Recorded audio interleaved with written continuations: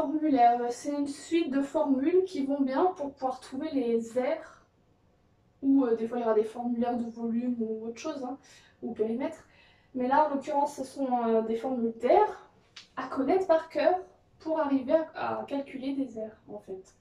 Je commence par la formule classique du rectangle. Si vous avez un rectangle de longueur L et de largeur petit l, je les ai différenciés comme ça, vous pouvez dire que la formule de l'aire du rectangle, c'est grand L fois L. Alors ça sort d'où? C'est pas magique, hein.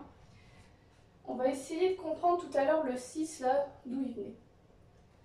6, bah, vous allez me dire, c'est parce qu'on a compté, il y en a 6 carrés. Enfin, c'est ça, madame, vous ne savez pas compter, là. Ben, si, je sais compter. Je vois bien qu'il y a 6 carrés. Mais n'empêche que si vous avez une figure beaucoup plus grande, avec des longueurs énormes, vous n'allez pas vous amuser à les compter, les carrés. Et surtout pas vous amuser à tous les dessiner un à un, les carrés, parce que vous n'avez pas fini. Donc il faut essayer de comprendre le 6 avec les dimensions 3 et 2, d'où ça vient. Pourquoi on trouve 6. Il y a une opération derrière. Eh bien, on essaye de faire visuellement. On voit que sur les 3 cm, on a à chaque fois en colonne, en largeur, 2 cm. Donc ça veut dire que sur chaque centimètre, on a distribué en quelque sorte, enfin il y a 2 carrés à chaque fois. Donc finalement, il y a 3 fois 2 carrés. Et c'est de là que vient le 6, pardon. Et bien du coup, pourquoi L fois L? Ben, c'est le même principe. En fait, vu que c'était 3 fois 2, longueur fois largeur, ben, c'est pareil, longueur fois largeur. En fait, cette lettre-là, si elle vous gêne, là, le L ou le petit l, il faut que vous replaciez. Vous dites, bon, si j'ai un carré de 20 sur 15, ben, si je fais des découpages, je découpe tous mes 20 cm en 1 cm 20 fois, et les 15 en 1 cm, etc., 15 fois. Je vais, au final, même si je ne le dessine pas, mais je l'imagine dans ma tête, je vais avoir 20 fois 15 petits carrés de côté 1. Donc finalement, je vais avoir 20 fois 15 cm². Donc, quand on écrit L fois L, c'est juste pour vous dire qu'il suffit de multiplier la longueur par la largeur pour trouver l'aire finale. Voilà. J'ai mis entre parenthèses que pour le carré, c'était idem, ça veut dire que c'est pareil. C'est parce que je considère qu'un carré, c'est un rectangle particulier. Donc cette formule, elle est valable aussi pour le carré. Sauf que pour le carré, grand L sera égal à petit l, puisque les dimensions sont toutes les mêmes dans un carré. Je passe au triangle quelconque. Un triangle quelconque, ça veut dire que c'est pas forcément rectangle, ou pas forcément isocèle, hein. Ça peut être n'importe quoi. On note grand B, la base, et on note H, la hauteur associée à la base. C'est-à-dire que c'est celle-là qui va être perpendiculaire à la base. Donc ça sous-entend que dans un triangle, on peut avoir d'autres bases, si on oriente le triangle autrement, hein, et d'autres hauteurs. Hein. Donc c'est pas exclusivement ce dessin-là qui va marcher. En fait, il faut que votre exercice il vous donne une base et une hauteur qui sont associées, c'est tout, et ça marche. Comment je fais pour trouver l'aire de ce triangle quelconque? Déjà, je vous propose un petit puzzle. Le suivant. Imaginez, on inclut ce triangle quelconque dans un rectangle qui aurait pour longueur B, la base, et qui aurait pour largeur la hauteur. On constate en faisant ça que dans ce rectangle, et bien notre triangle, si on se débrouille bien, si on imagine bien les pièces du puzzle retournées, notre triangle, il y va 2 fois. Il y a exactement 2 triangles quelconques dans un rectangle. Et ça, vous pouvez le retenir.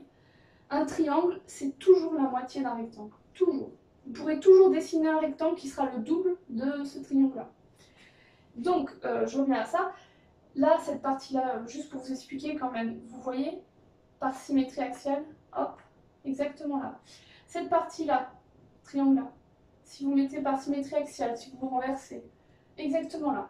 Donc ça veut dire que le triangle, c'est la moitié de l'aire, en tout cas l'aire, pardon, du triangle, c'est la moitié de l'aire du rectangle. Si on connaît l'aire du rectangle, bah oui, on la connaît, c'est longueur fois largeur, ou B fois H, puisqu'ici on est avec B et H. Et on n'oublie pas de prendre la moitié, c'est-à-dire sur 2 ou divisé par 2 si vous préférez, plutôt que le trait de fraction. Voilà.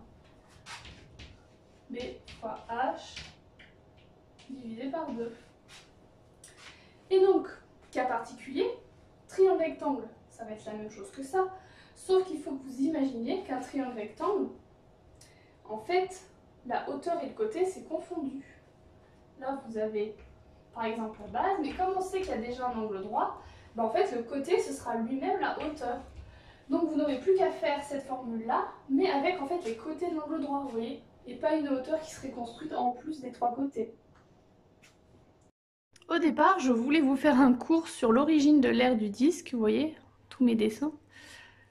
J'étais partie de l'aire du disque, j'avais découpé plein de parts, des flèches pour montrer qu'on découpe, on ouvre le disque et on le déploie, et on reforme un puzzle pour arriver à ça. Demi-périmètre, on va voir après à quoi ça sert, rayon, et donc on en déduit l'aire. Et je me suis dit que c'était peut-être plus parlant avec les puzzles que j'avais déjà fait moi, à la main. Donc je vous les montre. À gauche, le disque que j'ai construit, à droite, celui que je vais découper. C'est le même. Je fais plusieurs parts, j'aurais pu en faire beaucoup plus. Retenez qu'il y a une partie en vert et une partie en violet. Retenez aussi que la formule du périmètre, elle est importante pour nous ici, c'est 2 fois pi fois r. Et en découpant tout ça, en déployant par le rayon, en ouvrant, en reconstituant toutes les parts, on arrive sur ce puzzle-là. Regardez bien, ça ressemble à un rectangle qui aurait pour dimension déjà R, le rayon, c'est la même chose que le rayon qui est là en fait. Donc j'espère que vous arrivez à l'imaginer, vous le déployez, hop, ça fait le rayon. Et alors, quelle est la longueur là ou la dimension ici? On voit pas très bien ma flèche, mais elle y est. Et bien c'est soit le violet, soit le vert. Si on revient sur ça, le violet en fait c'est la moitié du périmètre, le vert aussi. Donc si on connaît le périmètre du cercle, on peut en déduire le demi-périmètre du cercle, c'est la moitié, donc c'est pas 2 fois pi fois r, c'est pi fois r. Donc finalement, cette dimension-là, c'est pi fois r. Donc si on arrive à le prouver, et c'est ce que les mathématiciens ont fait, en fait, ils ont réussi à prouver que si on découpe des parts de plus en plus petites, on a non plus des bosses, mais on a carrément un rectangle avec un côté qui tend à être droit, en fait. Et rien que cette démonstration-là, en fait, ça a permis de prouver que l'aire, finalement, c'est pi fois r, c'est-à-dire la longueur, hein, fois r, la largeur. Vous voyez, pi fois r, demi-périmètre, fois r, le rayon. Donc, à ne pas confondre avec le périmètre du cercle. Hein. Je fais une petite parenthèse sur ça. Le périmètre du cercle, c'est 2 fois pi fois r. Donc là, il y a le 2 qui est connu et le r qui n'est pas connu. Là, c'est pi fois r, c'est pas pareil que 2 fois r. Si vous prenez par exemple un rayon à 3, ça fera pi fois 3 fois 3. Ça fera pas pi fois 3 fois 2, vous voyez, par exemple. Donc, faut pas confondre les deux formules. Hein.